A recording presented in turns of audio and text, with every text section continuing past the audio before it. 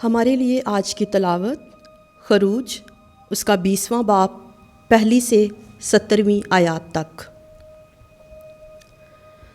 तब खुदावंद ने कलाम करके ये सब बातें फरमाईं। मैं खुदावंद तेरा खुदा हूँ जो तुझे मुल्के मिस्र यानी जाए गुलामी से निकाल लाया।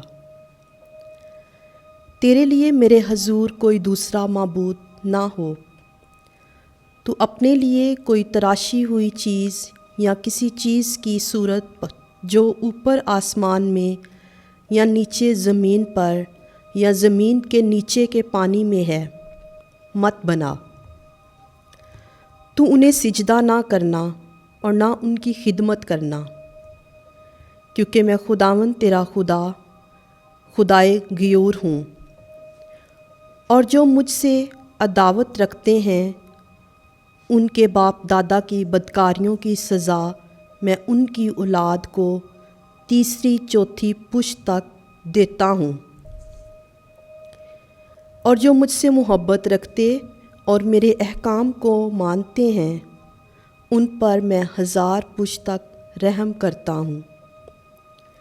तो खुदावंद अपने खुदा का नाम बेजा ना ले, क्योंकि खुदावंद उसे बेगुनाह ना ठहराएगा। जो उसका नाम बेजा लेता है तू सबत के दिन को पाक रखने के लिए याद कर। 6 दिन तू काम कर और अपने सब कारोबार कर, मगर 7वां दिन खुदावंद तेरे खुदा के लिए सबत है। उसमें तू अपने लिए कुछ काम ना कर, ना तू न तेरा बेटा न तेरी बेटी न तेरा गुलाम न तेरी लोंडी न तेरा चुपाया और ना तेरा मेहमान जो तेरे दरवाज़े के अंदर है। क्योंकि खुदावन ने 6 दिन में आसमान और ज़मीन और समुंदर और सब जो कुछ उसमें है बनाया, और 7वें दिन आराम किया। इसलिए खुदावन ने सबत के दिन को बरकत दी और उसे मुकद्दस ठहराया।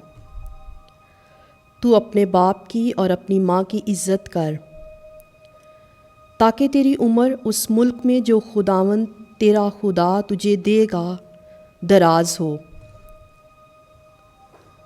तू खून मत कर, तू ज़ना मत कर, तू चोरी मत कर, तू अपने हमसाए पर झूठी गवाही ना दे, तू अपने हमसाए के घर का लालच मत कर, तू अपने हमसाए की बीवी का लालच मत कर, ना उसके ग़ुलाम ना उसकी लोंडी ना उसके बैल ना उसके गधे और ना किसी चीज़ का जो तेरे हमसाए की है।